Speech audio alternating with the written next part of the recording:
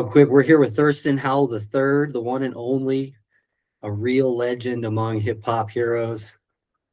And I honestly, when you offered to do the interview with me, you said to do your homework, and I was like, oh no, what does that mean?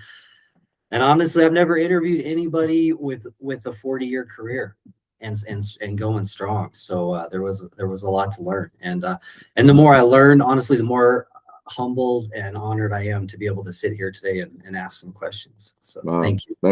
Thank you, man. It's an honor to be here, man. Yes, I appreciated all your hospitality in Denver, man. So, my pleasure. I really I wanted to do this as a way to say thank you. Well, that means a lot. It means a lot that I get to, I have the opportunity to build relationships with people. And it gives me the opportunity to do things like this too. Wow. So let's Do it. talk about yesterday. So you were involved in the Pintura project. Yeah, my cousin Stas Warner is actually the founder of the Pintura project. You know, he's my first cousin. He's from Brooklyn originally, but he been out here in Orlando for quite some time. So um, it's something he been doing for many years. So it was an honor to be a part of it. You know, represent for my cousin things like that, and and it was happening at this place called the Nash, which is in Orlando, which they host a bunch of events at their location. So a lot of good people out here, man, that I really be intertwined with, that be making things happen, man. So it's a way to keep building and growing together. That's right. And Yeah, there was the some. turnout was crazy, man. A lot of artists, amazing work, Yeah, I saw that. I saw that some big names there, and some like live art, some graffiti, and what else was going on there? There was a lot of vendors, food trucks, different like craftsmen, people just selling all type of art, man. Okay. So aside, DJs, bar, the Commission Beer Chamber actually has a bar set up in the location where they sell brews and things like that. okay. And DJ Throwback was on the one and twos, and DJ I believe Swift, but DJ Throwback is part of our team in Orlando as well. Mm. So aside from community building, what was the purpose, the original purpose of the Pintura project? It no, it's more about the graffiti artists. My Okay. cousin is a graffiti artist, so it's like a showcase, inviting artists from all over the world. They had at least 50 walls, you know, for artists that came from everywhere. New York, some came from Miami, some came from like the Carolinas. Everybody coming to just not a competition, but coming to flex their skills, man, and a lot of local artists as well. Okay. That's awesome. All right. So I got to read off the paper because it's a long list, but just a quick list of your resume. So you're also a graffiti artist. You're raised in Brooklyn, Marcus Garvey Village projects, Hmm. but you're also raised in Miami a little bit with your grandparents. Yeah, But back and forth. yeah, but you're a co-founder of Low Life, which we'll get into a little bit. You're a graph artist in Miami's Museum of Graffiti, no less. Hmm. You're a mentor, rapper, entertainer, fashionista, model, or entrepreneur, actor, producer, editor, author, scriptwriter, community builder. Did I leave anything out? I'm a father And a father. Yes, sir. Yes, and sir. a grandfather. You know what I Yes, mean? sir. Yes, sir. That's awesome. I'm gonna shut this off. So yeah, that's an impressive list. And so I originally said that I didn't want to talk about, like, I didn't want to go over the same questions over and over, but I think it is important, knowing your history now, that we do a little recap. And I'd like to start with your name. Before, back in the Low Life days, you were Big Vic Low. Big Um, Vic the Barbarian. yes, sir. Was there a Little Vic Low? My son, It's Little Okay. Vic Low. I Okay. mean, my name was Big Vic when I was skinny. That's what I was You know what I wondering. mean? Yeah, I like it wasn't the name I got because of the side, because I really got huge Hmm. after doing a couple of prison terms, but my name was already Big Vic when I was a slim guy. And Okay. I guess I was judged by my heart and not my size. Okay. That's deep. Speaking of deep, that your entertainer name, your rapper name, you chose Thirstin Howl the third, partially based off the TV character, because I heard somewhere in an interview you said that you didn't want to use slang. You thought slang was overplayed, and that you wanted to rap with like a good grammar, solid uh, vocabulary. Hmm. But the name goes even deeper than that. Can you explain or what the name means to you? Well, I mean, as far as being Thurston, it was I was being called thirsty before I chose the name Thurston, because I wanted to battle so much everywhere I went, and my appetite was thirsty for that. I was also a drinker. I loved drinking. I was into my brews and my Henny and all that. So I was always with a drink, and everyone knew me for that as well. So the Thurston kind of fit in place. But I took a trip to Massachusetts one time in the summer of '96. And before that, I was just a freestyle rapper and freestyle battle guy, off the head type of thing. But I my friend Knowledge Be Born, aka Cornbread from the IBM dances, he used to always encourage me to write my rhymes down because my freestyle was so ill. And I was like, nah, I don't need to write. I don't need to do none of that. And then I kind of took his advice when I went to Massachusetts for that summer. I went there to, escape New York City, get away from, being surrounded by so many people and friends, and secluded myself at my sister's home where she had an extra bedroom and things like that. And I was able to set up shop and really focus on my writing. And that summer is when I returned back to New York as Thurston Howell III, because of my, immense way of writing. I saw my writing power, what it was, but I'm a guy who never really, I dropped out of school early in life.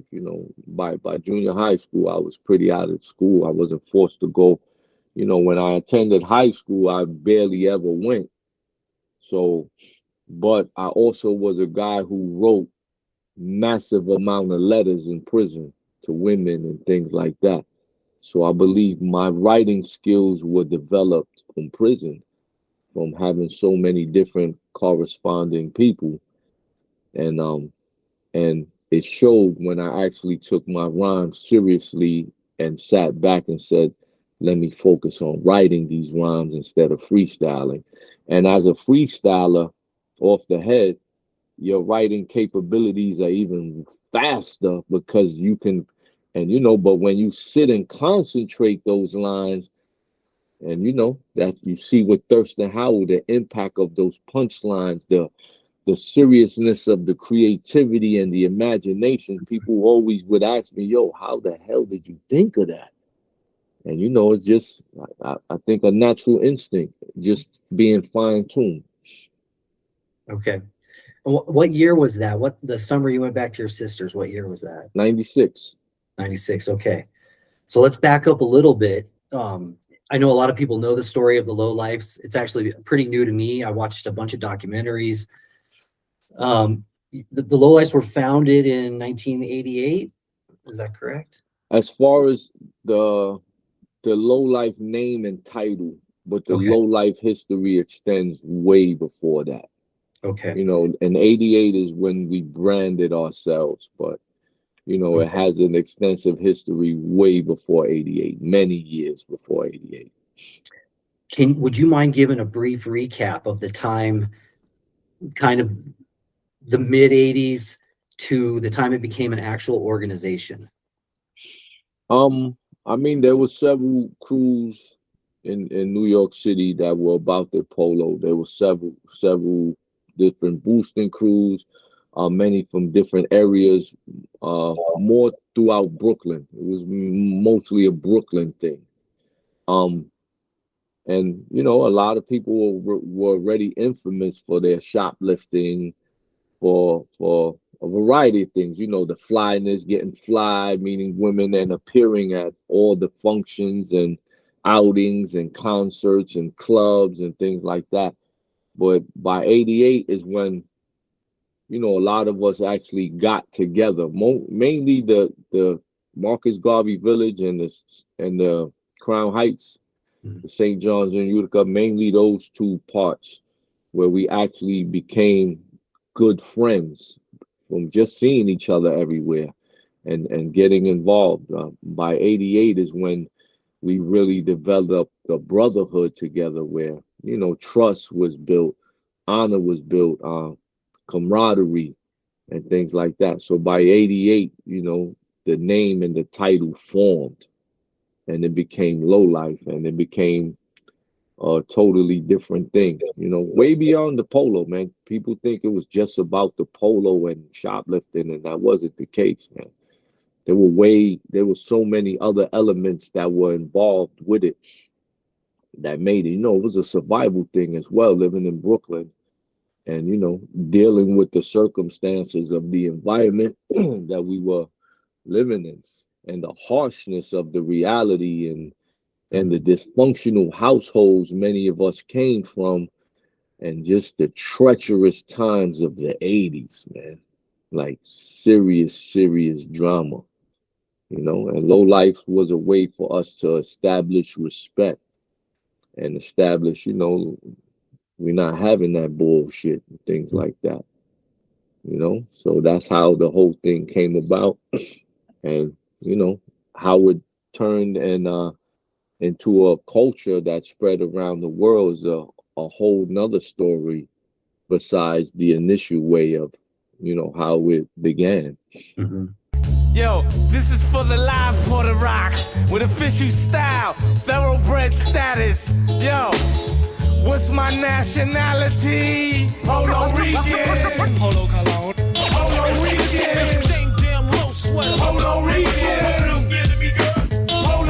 Low Life is a team of people who came together for survival in the street, to eat, to dress, and for drama. You know what I mean? Low is the second syllable from polo.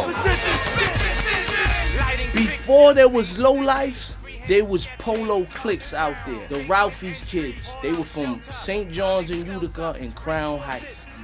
Those were the official Ralphie kids. And in Marcus Garvey Village in Brownsville, there was the motherfucking Polo USA, the United Shoplifters Assembly. You know what I'm saying? United Shoplifters Association. In '88, we combined.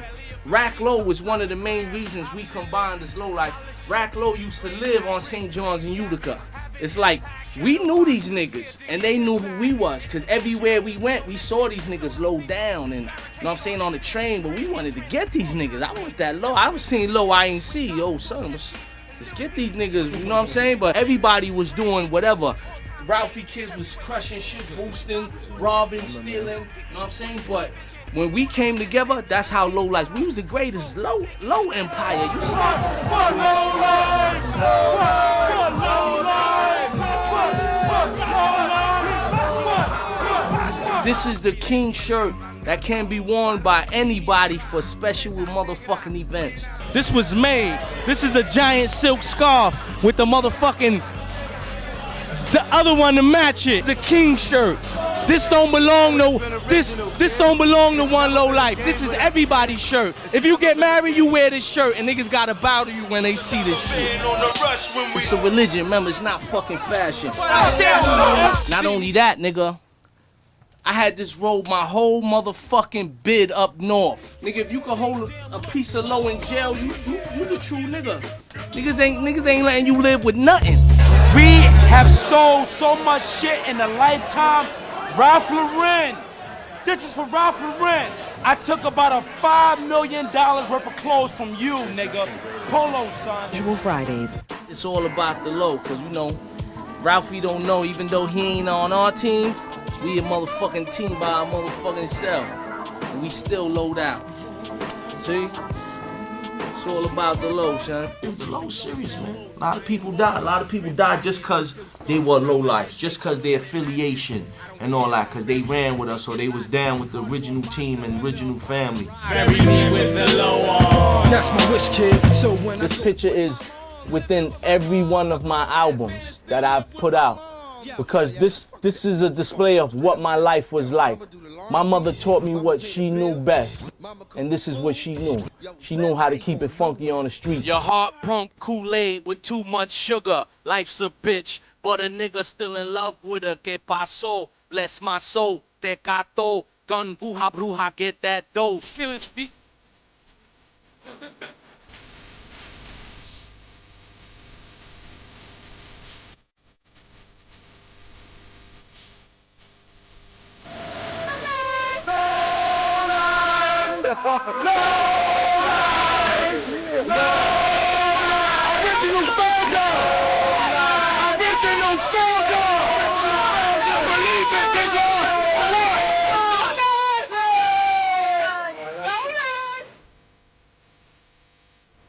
Somebody call Rob Perrin. Give me a phone. I'll call him right now and wake his ass up. Let him know, come out here so he can see. We the reason why motherfuckers in the hood wearing his shit. Cause wasn't nobody wearing his shit until low lights put that shit on. So I heard a couple stories, but the Low Life name, Low is, the second half of Polo. Low Life. I heard a story that you were a ladies' man, and maybe like that some lady felt like she got played and called you a low life. And can you elaborate on that a little more? How that name came? Well, I mean, you said it all, man. You said it all right there. Yeah, that's it. I mean, if you look at the logo and the motto, which our motto was money, hoes, and clothes, which was the mentality we were, living at that time. And a lot of it was about the women. Mm-hmm. Like, you getting fly for what? To impress other dudes or to impress the women? And for some of us, it was all about the women, And we got fly to meet women everywhere we went. And that's how it was, man. It was really a woman thing, man. And the women, they ain't like that all the time. Yeah. So who came up with the logo? The logo was designed by the first person to actually create the logo was a brother named Face Low from Brownsville. Okay. Face is a graffiti artist as well, where he used to draw a lot, and he was the first one to recreate the logo from the Ralph Lauren cookie. And he would draw it in his artwork and stuff. Face was a lot younger than me. He was one of the younger lowlifes from my side, and he would draw a lot of this stuff for me. He would draw me as a character with the logo, switched it up, into a lowlife logo and not the Ralph Lauren polo cookie. And then, it was actually used by other people in lowlifes as well. Like, a lot of people put their own twist on it. Face is the one who initiated the idea. Okay. And then myself and my brother Haz, we sat back and we created our version of it. Haz was a computer genius with, one of the founders of Lowlifes, but this guy had a computer in his house since the 80s. And, in the late 90s, I drew out a sketch of how I wanted the logo to appear, and Haz helped me design it on his computer. And that is the logo, that's the popular one today that everybody uses as the bat signal. Yeah.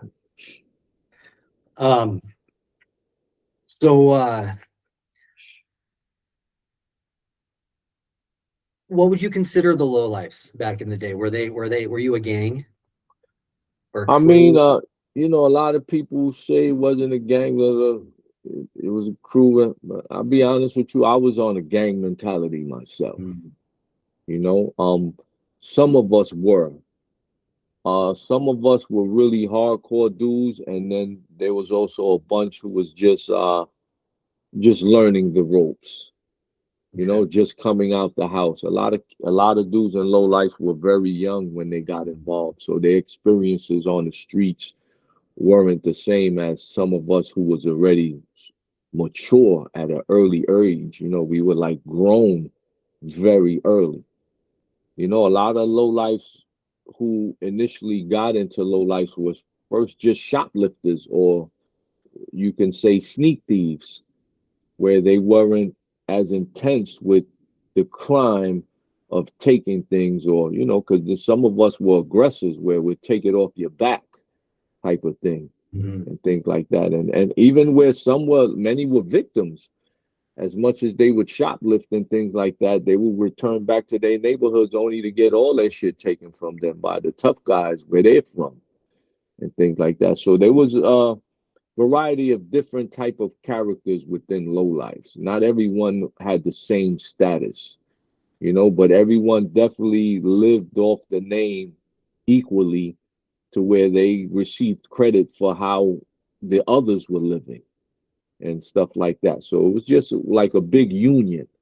You know what I mean? Okay. So I think of other brand names besides Polo, like Kangol and Adidas. And I heard you say in an interview that you thought that fashion was actually the first element of hip hop that's rarely talked about. Why is fashion so important, or why has it been so important in hip hop aside from attracting the ladies? It was your character. It described who you were, and it showed your confidence and your boldness to wear some of these brands. Most of these brands were always dangerous to wear in our neighborhoods, you know, and that you had to be bold to wear it, or you had to be bold to keep it more than anything. I got a chance to live through every era of hip hop fashion. So, you know, even within low lives, that's not a common thing. Not everyone lived through each time. Most people became fly or, you know, stylists with the polo. They didn't have a history before it. My history extends all the way back to, you know, Montnecks and British Walkers and everything to that extent. And just to see the evolution of all these styles. I remember when Adidas was the king of the streets in New York City. The same with the Kangol. The Kangol was the king of New York City as far as a hat is concerned. And then the Lee brand and things like that. So to see how in hip hop mainly, your style, your look, it was important. Your image said who you were. It also said where you from. You know, in today's age, everybody can just order off the internet, and everywhere you travel, everybody looks the same. It was never like that once upon a time, you know. But fashion has always been a staple. I mean, you know, it's arguable to many people because they would consider the DJ to be the real first element because of the music and the initiation. But even before that, the style has always been there. Whenever you saw that DJ, he didn't look like an ordinary person. He had a style to him when he showed up to DJ. Yeah. He made sure he put on the right stuff for that party. So I always felt like it was the first element, even down to where they say the gangs of the Bronx actually gave birth to hip hop, and you know, the gang truces and things like that. And how were the gangs dressing? They had a style of fashion that was identifiable anywhere. They wore colors, which was their jackets, to identify who they were and where they were from. The same thing every rap artist does. They first try to tell you who they are and where they from. I'm from so-and-so, I'm from... So it was the way to identify who you are and where you from was the fashion. We dress like this in Brooklyn. We dress like this in the Bronx. We dress like this. You know, everywhere that represents hip hop had a style where you could say where they were from by the way they dressed. So if I'm wrong, you know, it's debatable, you know, but just to my knowledge and understanding from my time being alive and my perception, this is how I viewed it. Absolutely. That's awesome. So about the low lives, when did they become an actual chapter? When did they go from, a crew to um, applying for how do you have to secure a national affiliation? Like, how does all that work? And why did you guys choose to make it an actual organization? It happened organically. It wasn't like a choice. Um, the low life definitely founded in Brooklyn, but there was also the influence spread throughout the entire New York City. So there were low life everywhere throughout New York City. Many of the low lives, migrated. They were even in the initial days of the low lives. Many of them came from the Bronx. Many founders came from Van Dyke projects in in Brownsville, as well as other sections of Crown Heights and things like that. So it spread beyond anybody's control. But the first migration that ever happened was in Philly, where Boostin' Billy, who's the original founder, he migrated to Philly and he spread the low life name and style and everything like wildfire. And this is like in 1989, 1990. Okay. So that was the first migration. It didn't spread much beyond that until I became an entertainer. Once I became an entertainer by 1999, 1998, when I started to travel and do shows with the Lyricist Lounge and things like that, I was going to many different states and cities and seeing the influence in a lot of places where people were showing up to the shows fully poloed down. Mhm. And they would express how much they wanted to be low lives all their lives. And then my record covers was a big influence on that. Being an underground rapper on Raucous Records and Game Records, my style of fashion was starting to spread around the world. You know, and that's how many of these chapters and things started forming.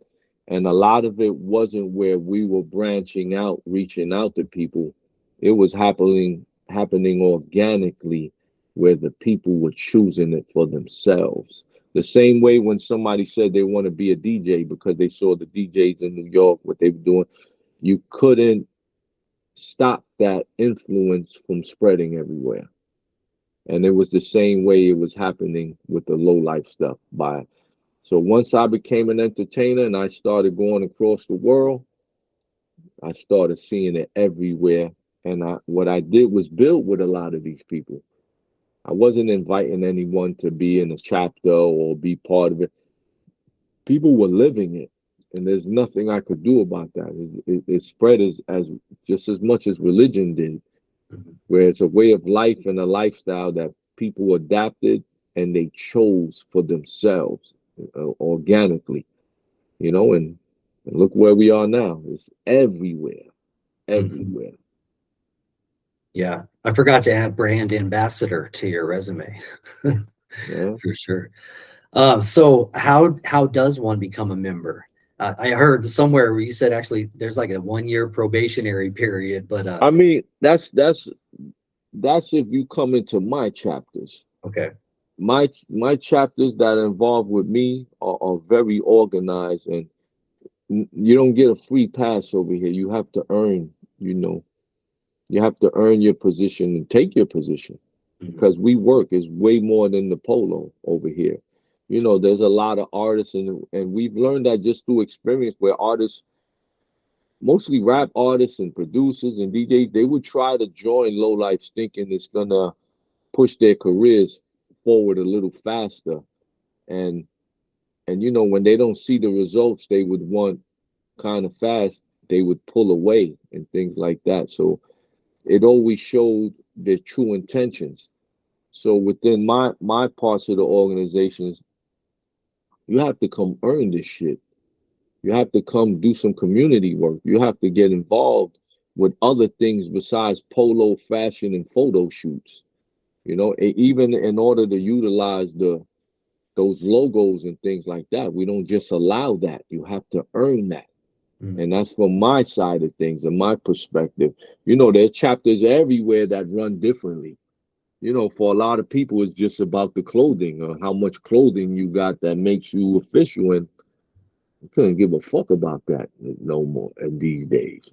Like that shit is a natural instinct for me. It's all about what are you willing to do with the team? How are you willing to invest together? Are you going to be consistent? Are you going to be committed to more than just being fly? You know? Yeah.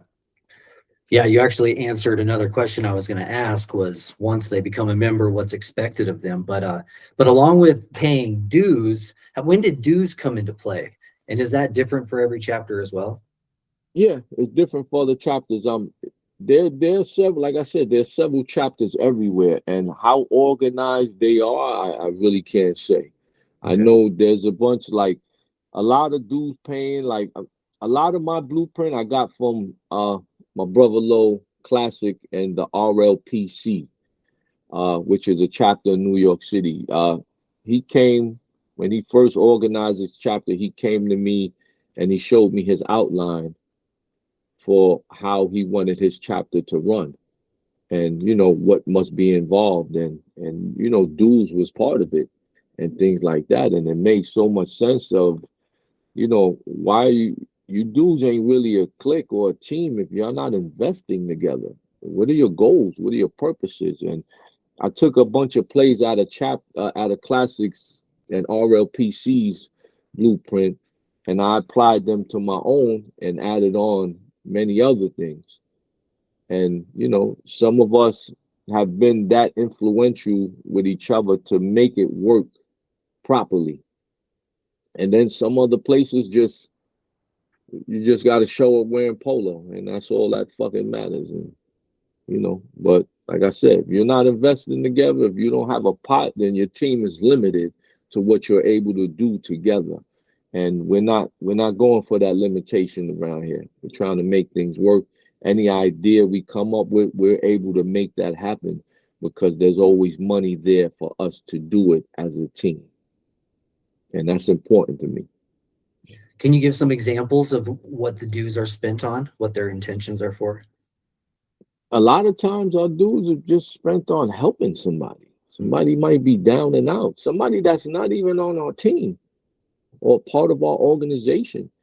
We've paid to build wheelchair ramps for people's homes. You know, we've paid to buy baseball uniforms for underprivileged kids and sponsor teams. We pay for flowers for respected people's funerals. You know, it varies, man. We pay for mansions to have meetings together, and when we have events, so all the brothers don't have to come out their pockets when we need some place to stay. You know, there's a variety of things that those dues are applied to, Okay. and you know, and it's decided as a team that we're spending it properly, and you know, accounts are shared and the books are always open and things like that, to where everybody on the team has the right to question anything. You know what I mean? As a team. Okay. Well, that's a great segment into my next topic, which is post-rehabilitation for you. I heard that you were in a program, alternative to violence program, and one of your first jobs outside of prison was mentoring other prisoners and being of service, giving back. How did that experience affect you and propel you into the next chapter of your life? Oh, that experience transformed me completely. It gave me more understanding of so much around me. It showed me I wasn't the only one in the boat. There were several people, you know, in that boat. And like just the power to pay it forward gave me so much back in life. I believe I've been blessed so much for these things, you know. It introduced me to so many positive people at the same time who helped to continue to transform my life. But even working the program, it was actually called the American Foundation for Social Change. And Jim Brown, the Football Hall of Famer, was my boss. So I was working a program that he started and initiated, and I was able to speak to him many times through a good brother named Dahu, who was also my facilitator in the program in New York City. I was part of the first graduating class from New York City, and I had to be a representative after that. On my graduation day, that's the day I was offered the job to be the next facilitator, just because of the way I participated in the classes, where it was very interesting to me on what I was learning and how my mind was being expanded through the program. And I was sitting in these classes with groups of my peers, other prisoners, 30 and 40 other inmates sitting at a round table discussing their problems and experiences, and all being living under the same conditions. We're in prison, or we're on a work release program, dealing with coming home from prison and all the things associated with that, all the hardships. So it was a great experience, man. It's something I cherish forever. And like I said, I was always asked just to pay it forward. If somebody helped me, then they asked me to just help somebody else down the line. And I felt I did that 1,000 times over. Even working, because I worked a lot with incarcerated youth. I worked in group homes as a counselor and things like that. And, I didn't change much of who I was. I was always my fly self. I always was the hood dude, but this was the people I was speaking to as well. So I was somebody they could relate to, and somebody who represented himself properly, and whether it was appearance, whether it was attitude, and it helped me to get across to them a lot quicker. But the experience was definitely life-changing, man. Life-changing. Amazing. So shortly after that, or maybe around that same time, you're still on a work release program and you get hired on at MTV. And you're a felon at that point, right? I'm already a 3-time felon. 3-time felon. So I gotta ask, who connected you? How did you get that job in that situation? It was the program. Okay. So the American program, like I said, I involved myself, and my efforts were so strong. Other people from other places and other programs would reach out to me because they heard about me through American. There was a woman named Dorothy Thompson. She had a program in California called the Street Lights Production Assistant Program. It was also had the same intentions for ex-cons, ex-drug addicts, ex-gang members to show them a different path in life. And she called me all the way from California and said she wanted to help me. She wanted to have me be her first person in New York City that she can run through her program and introduce me to people in the film world. And I didn't have no interest in film or anything at that time. For me, it was just a job at MTV. That's a dream for a kid from the projects. You know what I mean? So I was like, hey, I'm down for it. But the thing was, I had to go work for free if I really wanted to do the job. And she introduced me to good people at MTV, which I met over the phone. I remember just getting the phone calls. The thing is, everybody knew my history. They didn't know my history. Everyone knew that I'm from prison. I got in here through prison. So, I'm going to work with all these college graduates, all these film students, all these executives, all these suburban people, all these, and you could look at me visibly and tell I just came from prison by my size, by my demeanor, by everything. It wasn't a secret. You can look at me and be like, this guy looks serious over here. But I really took advantage of the opportunity because one of the main things I did was I didn't really speak much about myself or tell anyone too much about me. I just did my job and I kept my mouth closed. But even now, when I asked the beautiful woman, Bonita Husbands, who was the first person I asked, she was a production manager and coordinator who was one of the first to include me on her shoots and stuff. I remember the first day I'll tell her, hey, I don't know what to do. You know, what do you need? There was no job description. So you had to just, she was like, don't worry, I'll let you know anything we need your help with. And from that point on, I just knew to help anyone in anything that was happening. And that's how, I asserted myself and I got to learn everybody's job at the same Okay. time, and that's why you see all these films I do now is because I was just willing to help. I was willing to apply myself. I was willing to be a part of anything. And that knowledge really carried me to today, and I remained there for many years, many, many years. Okay. I heard 10. Is that accurate? It's a little exaggerated. I look at it as 10, but it's maybe more around 7, 8 to that extent. Because Okay. once I became an entertainer is when I really started pulling away and just live. But the amazing part of it is like even for the amount of time I was there, but a lot of what I never really stressed too much of that. It was a freelance job. So to be able to work that amount of time freelance, Hmm.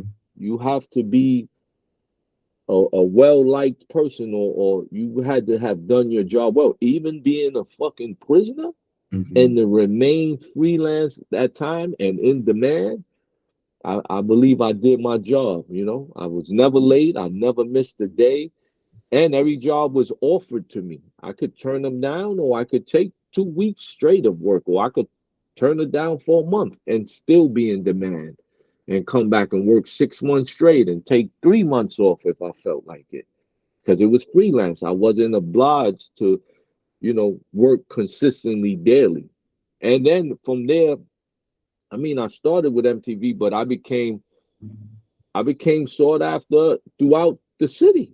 I worked Hmm. for all the independent companies. I worked for Showtime. I worked for HBO. I worked for everybody. You know, Okay. I worked for VH1 a lot as well. They was all in the same departments, Comedy Central, VH1. I worked for everywhere. Wow. So how long did you work for free initially? Yep. I never worked for free. I worked so hard my first day they demanded to pay me, Oh, even knowing that I was supposed to come work for free. Like I said, Bonita Husbands, she said, hey, you think it's okay if we pay you for the day? I mean, you really worked so hard. And I was like, I don't know. You would have to ask, the woman who actually introduced us. If it's okay with them, then I won't object to getting a paycheck for the day. right. But the funniest part of the story, right, is like my first day, I was given a call time at like 3 a.m. at the Viacom building in Manhattan, where the MTV offices were. So this is my first day. And I'm this big, swollen guy. My arms were really huge and things like that. But I was very calm and quiet. But the first day, a lot of people gathered outside of the building because there were two 15-passenger vans waiting to take us to the Hamptons to the MTV Beach House on my first day. Wow. So you can't imagine that experience that day. And I think what made Bonita ask if I can be paid was we were doing I was working more the MTV on air promos department. And that day we were shooting a commercial for the beach house on the beach. And out of nowhere, it began pouring raining. And we talking about so much equipment was out on the beach in the pouring rain. And I remember me just jumping into action grabbing equipment, carrying it, putting it under the shelter of the house, right? And it was a hill. It was a hill of sand I'm going across. And I did it to the point where I was completely drenched and my clothing was soaking wet. Everything completely drenched to where when we went back in the beach house, I had to actually take off all my clothes and put them in the dryer. But you know, that was my way of showing I came to work. I came to make the best out of this opportunity. You know what I mean? Yes, sir. Real talk. Yeah. Okay. So then you start your entertainment career, and even with all this experience at MTV, at that point, and obviously with your extensive resume coming after that, did you think you were going to do all those things, or were you just hoping to get a recording contract? I was just like every other rapper trying to get a recording deal. I wanted to be signed. I believe that was everybody's dream.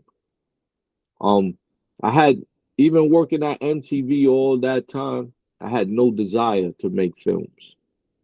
It wasn't even a thought in my head. You ever saw the movie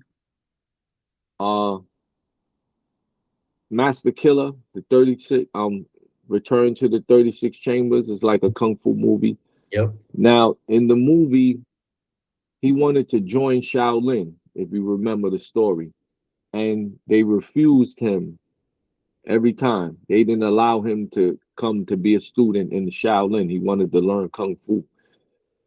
But I guess after many attempts, they told him, nah, we won't let you join, but you know what? We'll let you build a bridge around Shaolin, like a bridge that extended all the way around the whole compound.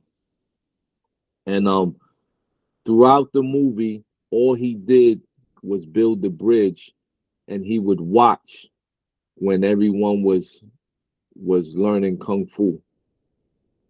And when he finished the bridge, and he was asked to leave, and they asked him to leave and told him, "Now you can't join Shaolin, even though you build the bridge. We're still not allowing you to join."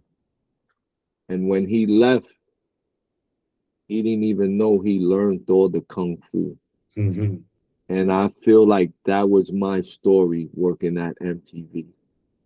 I had no intentions of wanting to do film, learning film, or nothing. But being that I worked behind the scenes within production management, I learned the ins and outs of everything behind the camera and didn't even know it. Well, not the camera itself, but the production itself. So my production and organizational skills are immaculate even to this day, into the way how much production I do. I don't shoot a video at a time. Whenever I got to put a production together, my organizational skills are to the point I'm shooting 5 videos in that production. I'm shooting an entire movie in a day. Yeah. Because I'm also the coordinator. I'm also the guy who writes the schedule, and I'm also the guy who has to be the main talent and carry the schedule and make sure I meet the time and schedule that I make. And even my team will tell you, my shoots usually are finished at the time I wrote on that paper weeks before. Okay. You know what I mean? And I give MTV credit for all of that. Yeah, I saw an interview maybe from 7 months ago, and someone was asking about a video you did with Young Hump, and you talked about Kevin Durant's studios in LA, and then he asked about another video, and you're like, no, we did all those videos at the same time. Yeah, we did all those videos in 4 days. That's amazing. Even and it's Kevin Garnett. It's Kevin Kevin Garnett's Garnett. studio. Even Kevin Garnett and his whole production team over there, they was like, you are fucking machines. Wow. Because I don't think they imagined that I was gonna come there fully scheduled and organized on my execution. I did not waste no time. And then you know what's the wildest part? Every night when we finished our productions, we cleaned the entire studio like a murder scene, like no fingerprint was left behind, and they witnessed all that, you know. Yeah. And it built a beautiful work relationship with everyone over there. You know, the content kings, the content kings. So Yeah.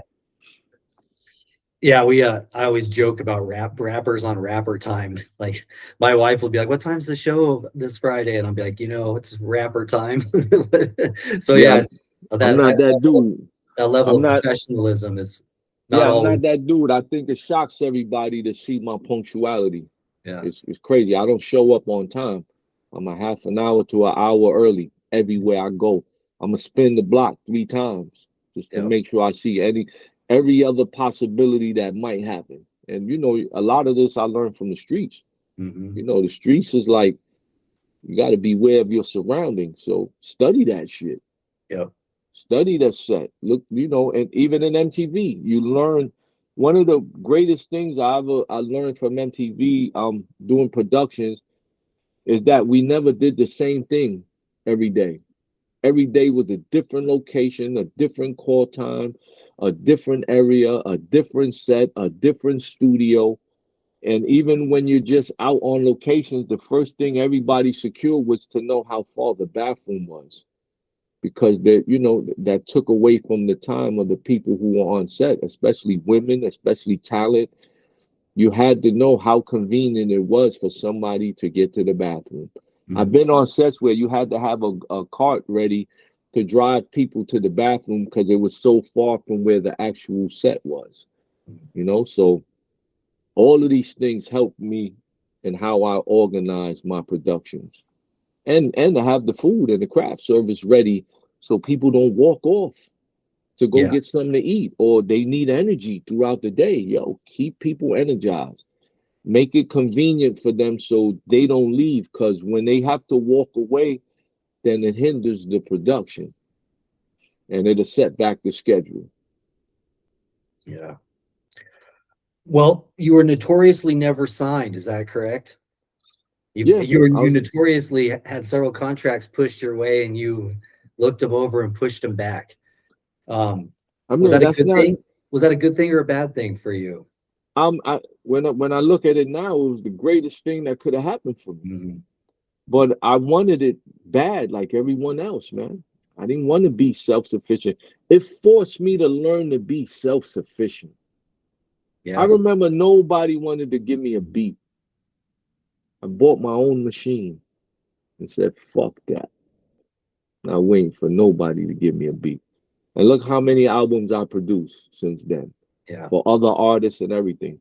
I can say, look how many checks I got for fucking producing on other artists' projects and things like that.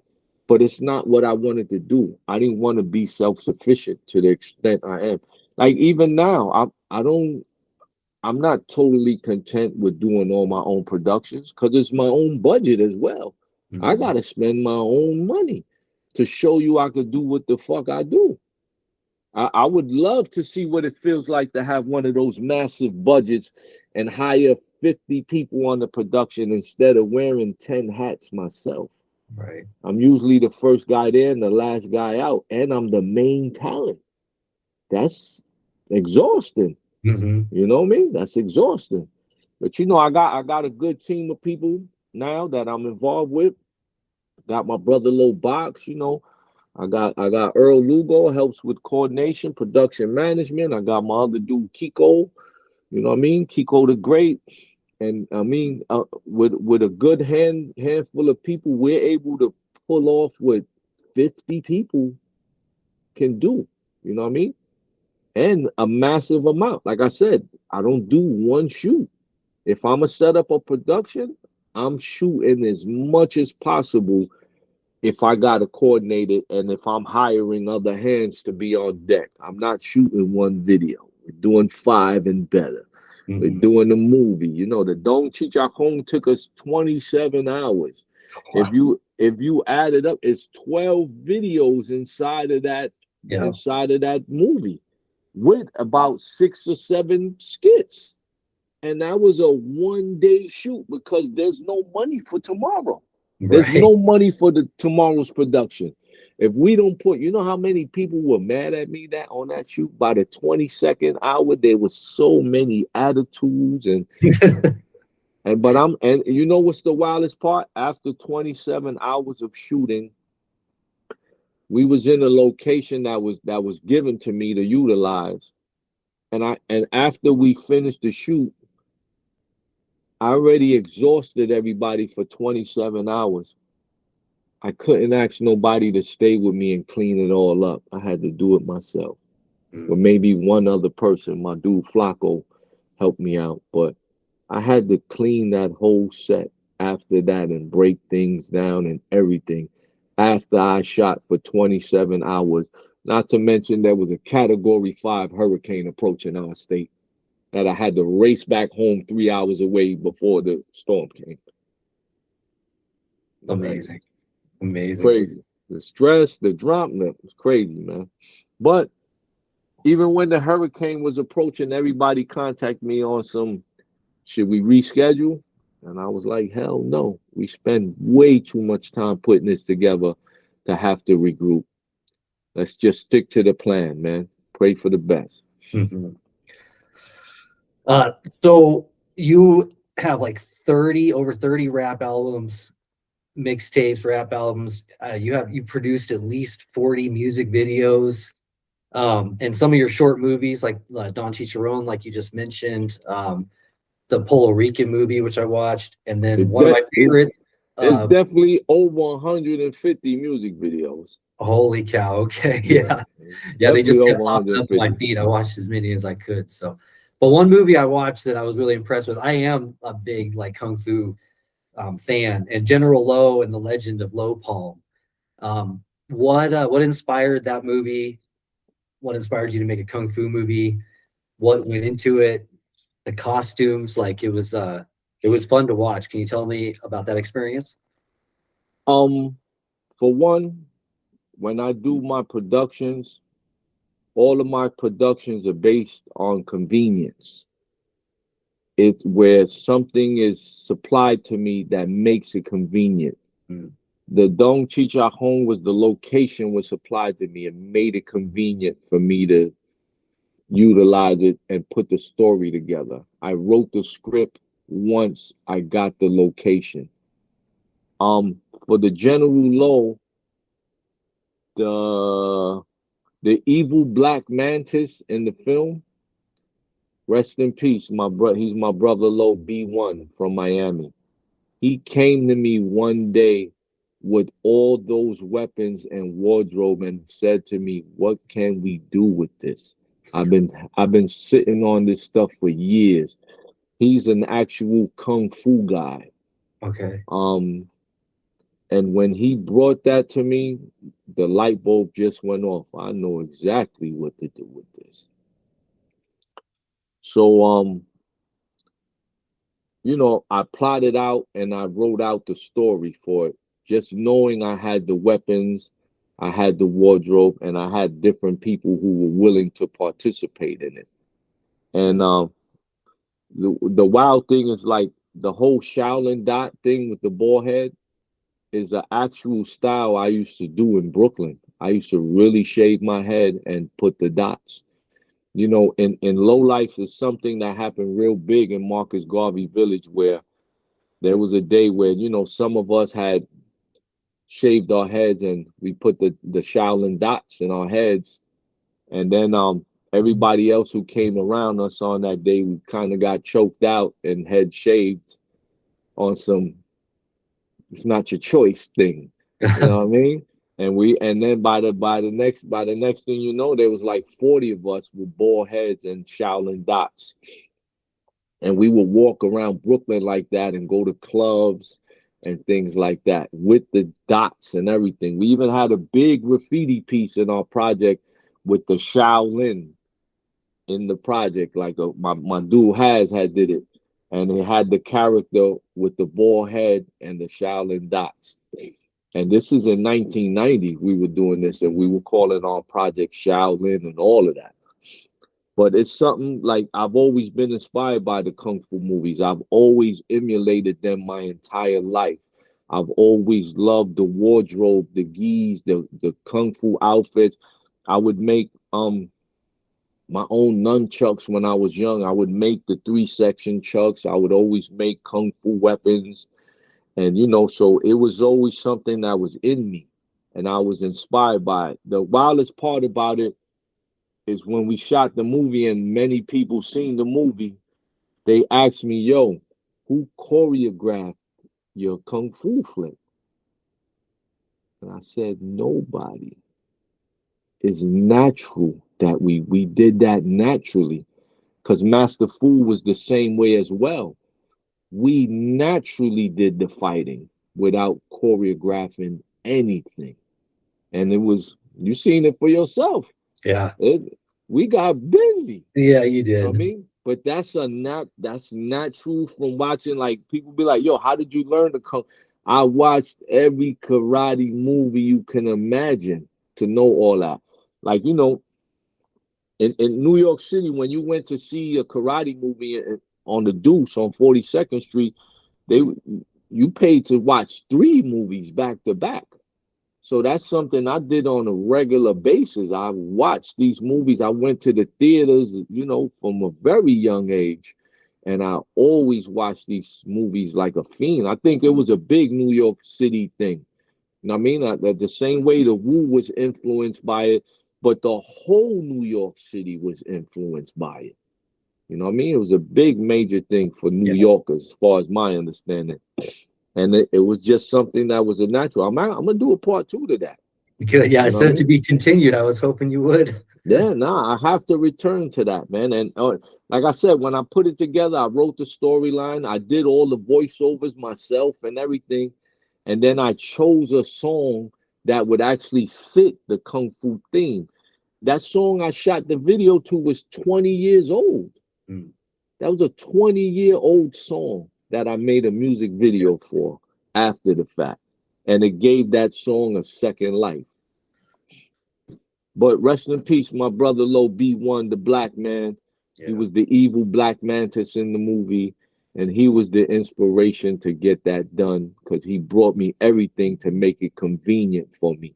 And, you know, I shot that in a park in Miami, in a public park. Okay, I was gonna ask. And motherfuckers thought I really went to China, yo. Yo, you really went to China to do it? I'm like, no, because when we scout locations, my brother Low Box, who's also the director on the film with me, and he edited the movie, that box was right by his house. It was a location. He was like, let me show you this location.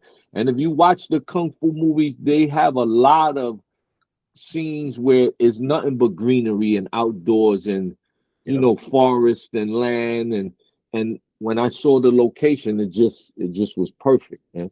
Super perfect for me. And my daughter did all the makeup. Oh wow.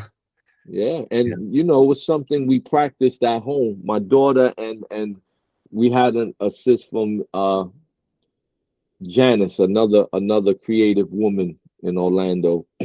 But you know, we just did it, man. Made it happen. But it looks very authentic. It looks so well done. Everything, the wardrobe, the makeup. I mean, for me, I'm a very detail-orientated person in all of my productions. Those little details is what actually makes the production look larger than life. You know?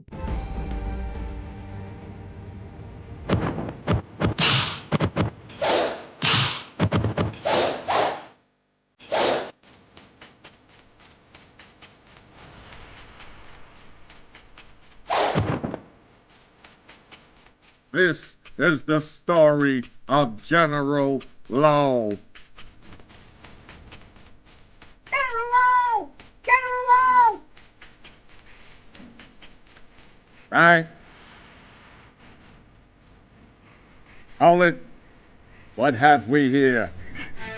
I was sent from the MTV Mountains. Your scriptures and prophecies have been well guarded, OG. 2 L's.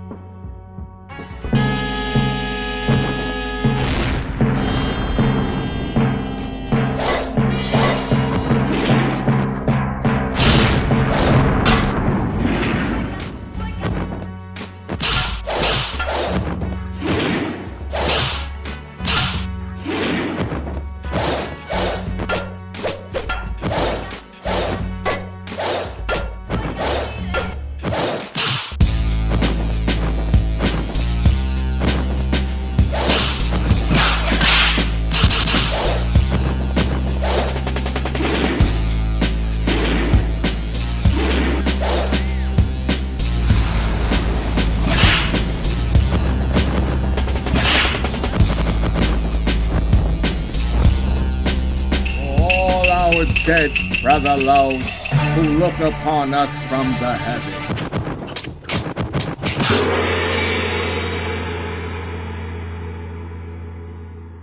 So a lot of rappers love to look back and say that was my last job I ever had. Was MTV your last job before you moved into this other chapter of your life? I actually worked MTV and all the juvenile detentions and all that at the same time.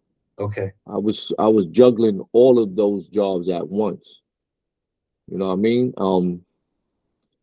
I've done little jobs here and there because film became my main hustle out there. So I always take on a lot of film productions, whether I'm coordinating, directing, or just assisting Box when he takes on other work.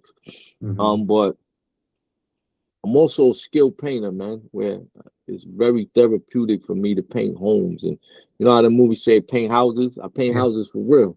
Okay. And mostly out of labor of love, like for my family. I've painted so many people's houses just for love. Wow. People I love, because my skills are really that intense with interior decorating. I'm an interior decorating ass motherfucker, man. I worked with a lot of art directors as well at MTV. So I helped, set up a lot of sets that were designed and stuff. So I learned a lot of that. And if I ever needed extra money and things like that, I would take on painting jobs and other creative things that apply to my creativity. But I never looked at any of this as work because it's so therapeutic for me. Sure. Yeah. But you're also a subcontractor, right? Like you still own your own business, right? Like so I'm going to change direction a little bit. When we were having breakfast last week, you were saying how a lot of rappers these days aren't on their money game and that they're just more about wanting to be noticed. They're lab rats, and that's it, man. Yeah. And I said something about like some of my friends in Denver, I see them work super hard. They have day jobs, but they never stop. Like they get home from work and they're producing beats or they're writing or they're setting up for the gig that evening, organizing community events, all of that. But not very many of them are making money.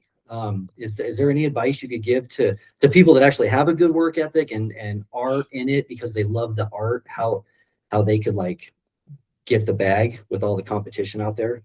I some of those people, not to discredit anyone, I feel that it's their life, it's their livelihood when they choose to do it no matter what. And I don't mock those people either.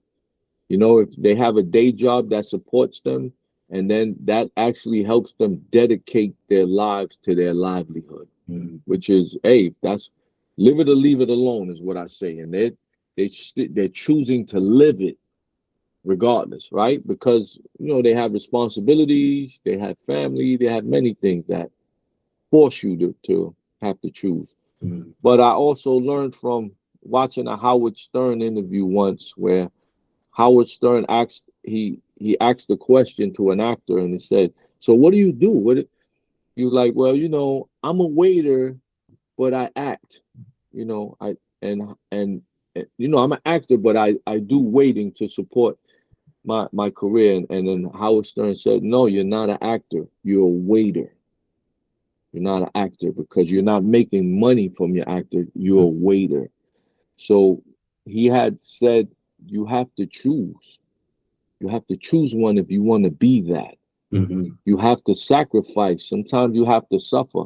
When I quit MTV and all the counselor jobs and all that, I suffered for maybe a year of no money and, where everything was going downhill. My mother had passed away. I got evicted from, my projects and all type of shit happened. And I still refused to go back to work. And I could have went back to MTV at any time. Remember, it's freelance. I could have just made the call and say, hey, I'm down to work if anybody needs me.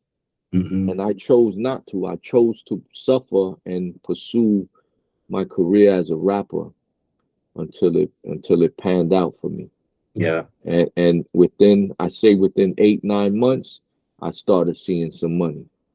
Money started happening because I got up every day and pursued it. I didn't wait for it to come my way. And that was the difference. And I mean, sometimes you have to make a choice and you have to claim it.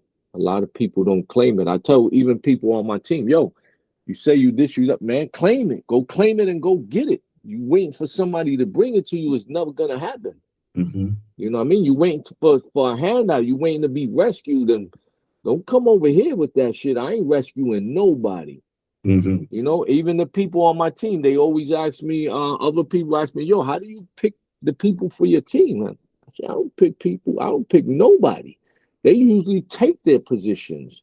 Or I pick people according to how much they're doing for themselves already. Those are the people you want on your team and shit like that, because they're claiming it. And that's what makes the difference. Like, there are a lot of artists who are only lab rats. And I'll say it all the fuck out. You're a lab rat, man. That's all you are, is a lab rat. You make 1,000 fucking songs that stay in your computer for the rest of eternity. You're not out there working it. You're not pushing it. You're not doing nothing but recording. You're only a lab rat. I don't give a fuck how good you are. You a lab rat. Yeah. You're not working the shit. So it's not relevant to nobody. You're not getting nowhere until you wait for that motherfucker to come discover you and save you. Then that might never happen. Yeah, You right. know? Balance it out, man. You got to be out there. You got to be out and about. You got to push your shit. You can't just be a lab rat and expect you're that good where somebody's going to come pick you up. Yep. Carpe diem, right? Seize the day. I heard terminology say that the same thing. He's just said, someone was like, how did you get where you are? And he's like, man, I sacrificed my family, my sleep, my fatherhood, relationships. He's like, I sacrificed everything at first. To be got like in the 50 rooms, something albums. Yeah. That's an amazing motherfucker to me. That nigga got 50 something albums, yo. Yeah. Work ethic is crazy. And like he said, you have to sacrifice. Right. But you that gotta know sacrifice when to early say fuck on. everybody.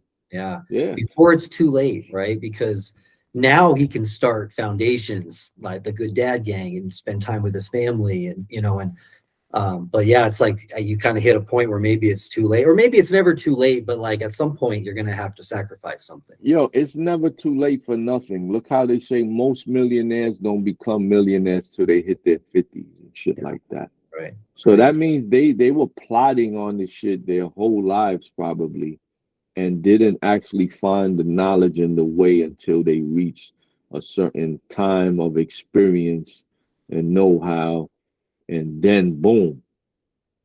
You know what I mean? I seen some bodybuilders become massively well chiseled in their 50s because their wife left them and divorced them at 50 years old, and it gave them all the inspiration they needed to make that shit happen. Sometimes it's the struggle and the hardships that really give you that intensity to make it happen. Yeah, absolutely. Yeah. Let's move on to today. Let's move on to a couple weekends from now. You're having the Love and Loyalty weekend in Orlando, Bori by Nature. I looked it up. Bori is a Puerto Rican term for bravery. Bori. Bori. Yeah, Bori is almost like saying cafe con leche. I know a lot of people who pronounce it that way, but it's Bori. Bori by Nature. It's an event that was created by Danny Castro from the Lyricist Lounge, and Make It Count Productions, and I actually was the host of the Body by Nature in New York City in the end of 2024, along with NEMS. You know, it was an event just showcasing all the Puerto Rican artists from in hip hop. You know, a lot of strong and a lot of legends. So I recently approached Danny with continuing the Body by Nature, and asked him if he would allow me to bring it to Orlando, and just so we could re-spark the flame and take it several places from here. So you know, I put it together with a lot of legendary artists once again, up and coming, some of the newer people that are representing. But from my perspective, I wanted it to be a hip hop unity event. I didn't just want it to be about Puerto Ricans. Of course, we're showcasing Puerto Ricans because Orlando is a heavy Puerto Rican, you know, far as place, especially New York Ricans. It's flooded out here with New York Ricans. So it just made a lot of sense so we could represent it together, but as a hip hop unity event for all nationalities. You know, if we're showcasing Puerto Ricans, but it's a place for everybody to come and show up and acknowledge. You know, we got Dominicans performing, Black brothers, we got some of everything, man. We're not segregating. You know, the South and over here on the East is very segregated in a lot of places. And it's not something that I'm used to being from New York. The segregation is kind of limited in New York. Everybody intertwined. So that's why we have all those flags. And just in the same respect and way of what Bad Bunny done at the Super Bowl, even what Cardi B has been doing at her concerts, where they actually showing up, raising every flag, you know, to represent for everyone. And just with all the tension going on in the world and within our country of what's being showcased and highlighted is division. And I don't think we should have division in hip hop. I believe hip hop was the main thing that bridged the gaps of the world and even the gaps of religion, you know, skin color, ethnicities. I don't think anything has ever done that in the same form that hip hop has done. So that's the whole intentions of this event, is to keep that going, to keep showing that unity amongst the melting pot, which is hip hop. We should have one flag at some point that stands for all of us, and leave all that other shit to the side, man. I agree.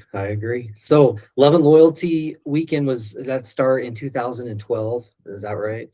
Yeah, Love and Loyalty Weekend started in Miami. It started at my grandmother's house in Wynwood during Art Basel. So we lived right dead center of where Art Basel was born, where the art district is, Miami. My family had a home there since 1974. So when the gentrification and the evolution of the neighborhood happened, we actually evolved with it and we turned the house into a venue. I mean, the house was always a place of massive traffic in the community, you know, as well as I got thousands of family members over there. So it was always a big party home to begin with. And my grandmother loved the party. She loved the crowds. She loved to talk to people, show up her pictures. So it really began as a way of bringing a new energy to the home so my grandma could be involved and make her famous Chinese rice and all that. Oh, I love that. You know, so that's really how it all began, man. Okay. And so that was a collaborative effort then? That first it was collaborative with everyone in the neighborhood as well, because I mean, when the neighborhood got gentrified like that, you know, that house was still a remaining pillar of the neighborhood, of the ghetto and all that there. So we actually brought people from everywhere, but we also had the whole neighborhood show up as well, because my family was loved by the whole neighborhood. That was a place the whole neighborhood would be at, you know, with my thousands of cousins, because it was just constant traffic forever. Yeah. So 15 years later, what does Love and Loyalty Weekend look like now? I know there's a concert planned, but for someone that's never been before, what would they expect to see when they get there? Honestly, man, you're gonna see good vibe and welcoming people. There's no screw facing or what you looking at. There's none of that stuff a lot of hip hop was bred on. It's a lot of people coming to live the culture, participate in it, and then there's a lot of people who are new to it. But it's a welcoming vibe for everyone. Like I said, especially all nationalities. You might be introduced to something new, something different. When we did it in Miami, on our main, like on our Saturday night, it was like a networking party, and we had a live salsa band for the entire night. And for all my people that was coming from New York and from Brownsville and all that, it was a new experience for them to be at a place that had a salsa band. You know, so it changed the vibe. It gave you a whole different feeling from what anyone was expecting to be in. You know, so it's the same thing here, man. We moved it down here to Orlando by 2019, and it's been that vibe ever since. We involved everyone from the area, and then everyone from the world, around the world, are welcome. A lot of people come from everywhere, man. Australia, Japan. You know, it's really a hip hop cultural event. It's not specifically for one element. The fashion element is all over the place at but then, you know, you see the artwork, you see the graffiti, you see the break dancers, you see the hip hop. We got all the DJs rocking, you know, so it's definitely a vibe of unity all the time. That's awesome. Yeah, it sounds like a fun time. We'll have to try to Yo, make it. you should pull up this one, man. Come through. I can't this one, but I'll plan next year for sure. All right. I'll connect for sure next year. Yeah, so I was about to say, tell Stat to pull up. Come hang out with us, man, and come have a good time, man. Come be surrounded by a bunch of Puerto Ricans and you know what I mean, and some Puerto Rican women. You know, like that boy. Oh. That's awesome. So you live in Orlando now. I heard you say no one knows who I am where I live. What does a day in the life of Thirstin Howl look like these days? Thirstin Howl is a very busy person. I live life in ways many people would not even imagine. And no one knows who I am, no one knows who I live, and no one knows what the fuck I do, and I keep it that way. I love that. Yeah, but you're working on home improvements. All of that. I love all that is therapeutic to me, man. Yeah. Like I said, I can go do it for my family members. I'll do their landscaping for free, just because I like to see things transform. I think it's part of my artistry. Yeah. I've never shaped up bushes ever in my life living in Brownsville in the project. I shape the shit up out of a bush now. Yeah. I got a fucking green thumb for I could make your lawn look like a Persian rug for fun. Yeah.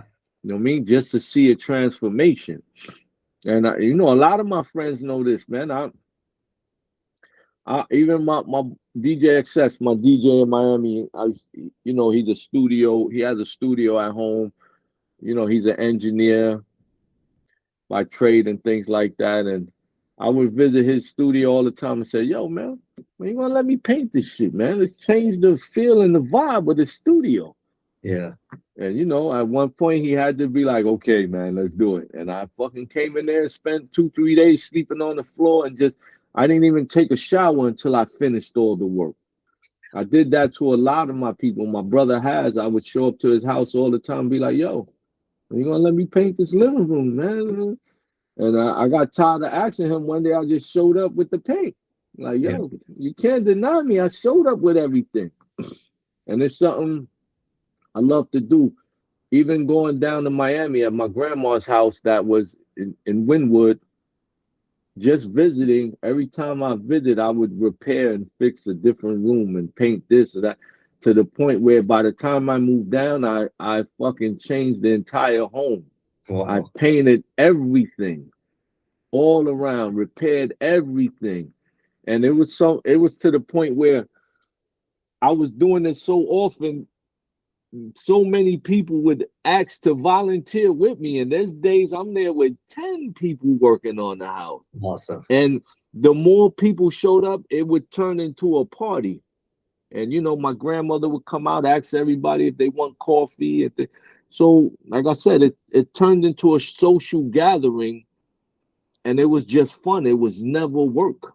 It was always just fun. And we seen the house transform. You could see some of my videos, especially I got a video called Eat These Bars with Shannon Briggs, the heavyweight champion. and you could see all the artistry all around the entire home, art and paint everywhere, and just a beautiful place. And it had the mural of my grandparents on the front of the house, done by one of the legendary artists from Miami, CP1. And it's in the graffiti museum in Miami. That's the portrait that's hanging up inside of the museum. There's a picture of the house. Wow. Did you? Do what you gotta do. Let's go, champ. Let's go, champ. Let's go, champ. This is it, Vic. Let's go, champ. Let's go, champ. Let's go, champ. Champ. What you doing this shit for, champ? Let's go, champ. Come on, champ. You the champ. Let's go, champ. Did you do all this painting in your fly polo gear, or do you got work clothes that you put on? Man, I wear nothing but work clothes at all times because I always want to do something. I only throw on the uniform when it's time for Thirstin Howl to appear. Yeah. Other than that, you know, I'm always in work clothes, man. I just because I always want to do something. Sure. If I'm dressed up, I'm not doing shit. I'm not getting dirty. I'm not touching nothing. I'm not lifting nothing. But you know, I'm in work clothes right now. Yeah. As soon as I finish this, I'm gonna get busy on some other shit. Nice. Yeah, as a drywall guy, I'm kind of the same. Always in work clothes. So I got Always like with a 50 tool belt. wrap t-shirts, and I only have 2 days to wear them. So They all got all you know, I get free t-shirts all day long, and they all wind up with paint or bleach or some kind of stain on them. Yeah. While we were eating breakfast, you said you're super health conscious. You don't go out to eat a lot. And you said you juice. Is cooking one of your interests? I know you've got some hilarious cooking shows out there that I watched all the episodes, but you love to cook. Yeah, cooking always been an interest for me since I was a kid. Yeah. I cooked a lot with my grandma when she was raising me. So, but you know, I eat consciously a lot, especially at home. When I'm out and about, I'll cheat. I believe I've earned it enough, you know, where I'm so disciplined at home that I'm allowed to do that. Yeah. Do you still work out? Do you have a gym at the Low Mansion? Of course. Yeah. Working out, that's what begins the day. Awesome. You got to get that in first, man.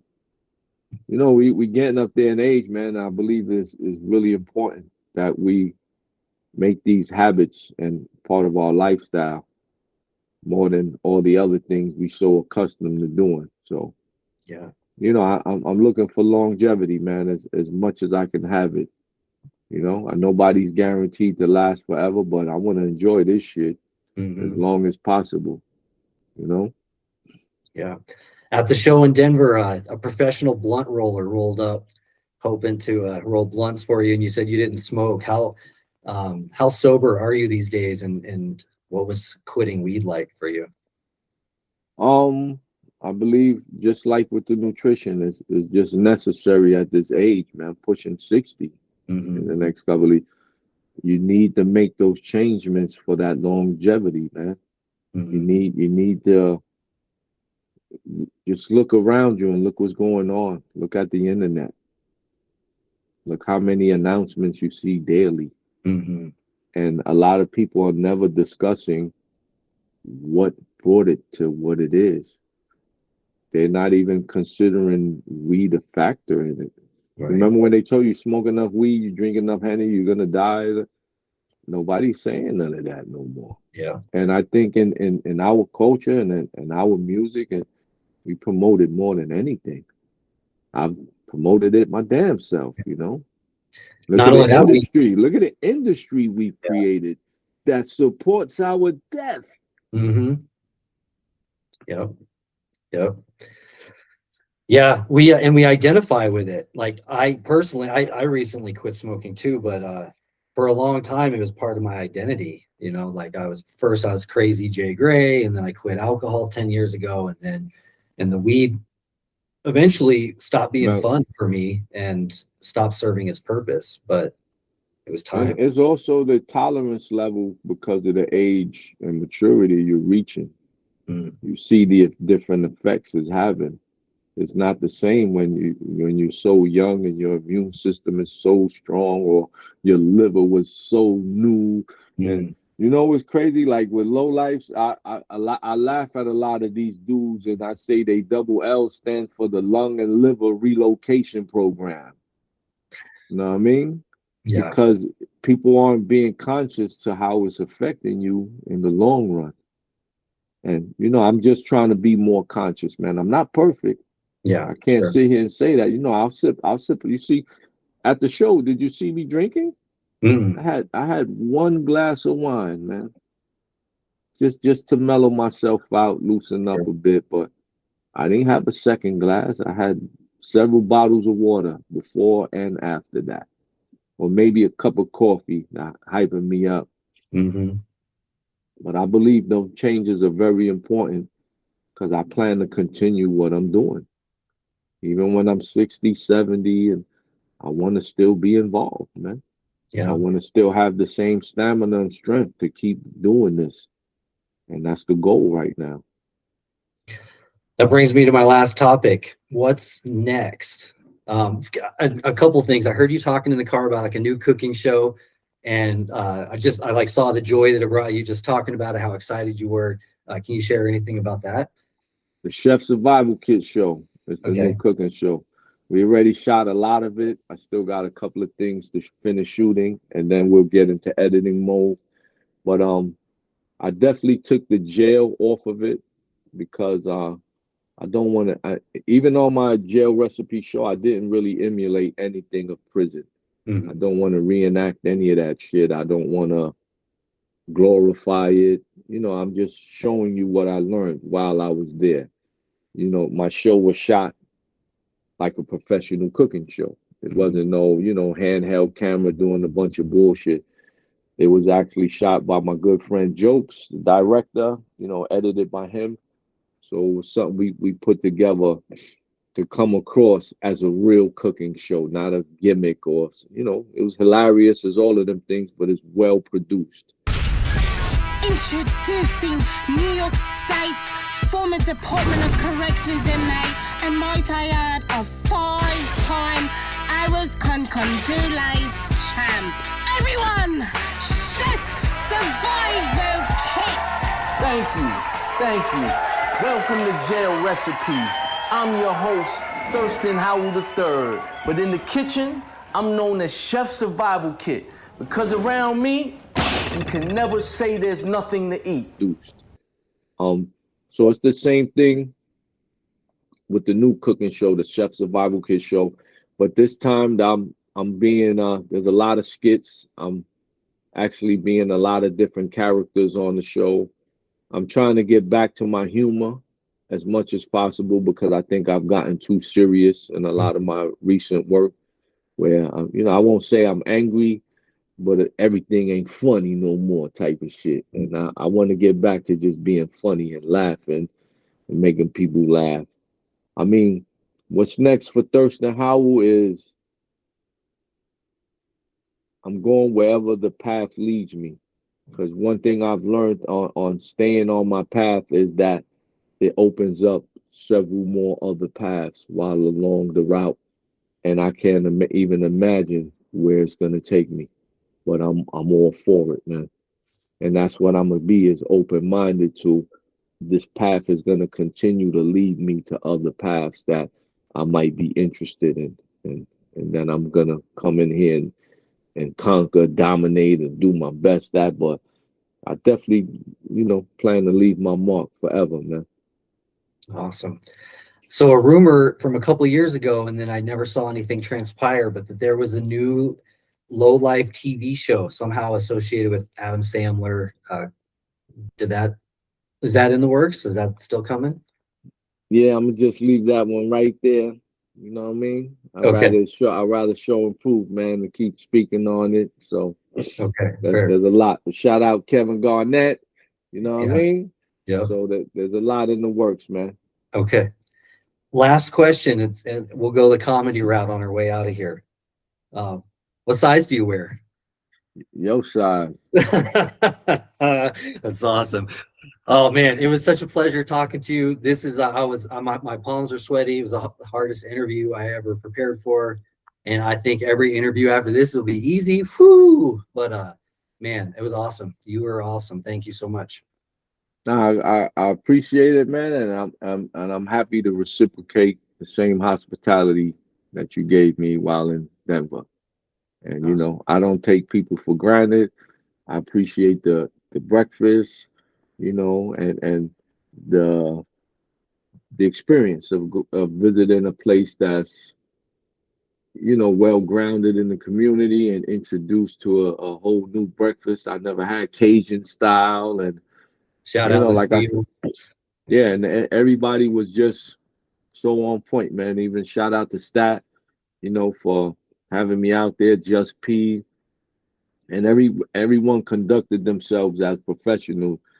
Like I said, I always appreciate that mannerism and behavior because it made everything flawless on the entire trip.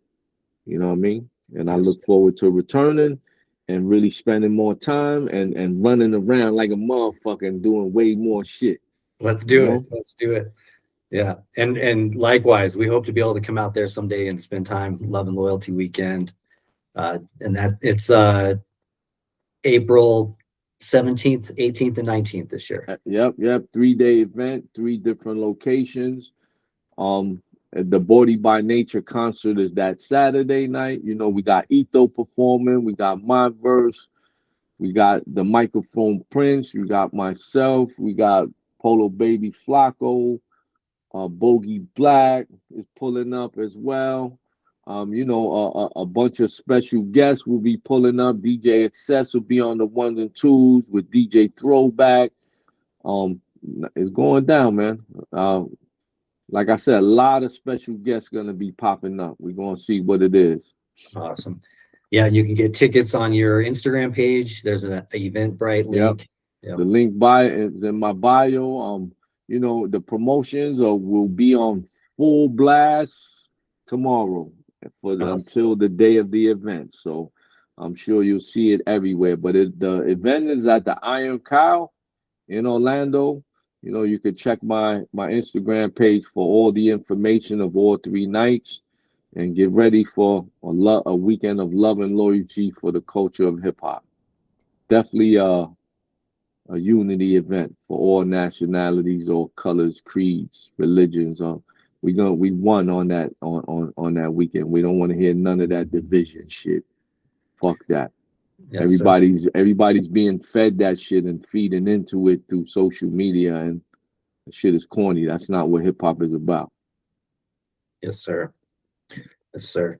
All right. Well, thank you, sir. Enjoy the rest of your day, the rest of your weekend, and we look forward to talking to you soon. All right, man, Josh. Thanks for the interview, man. Do your thing. Holla at me when it's going live, all right? Yes, sir. Appreciate you, man. Take care. All right, man. Peace. All right.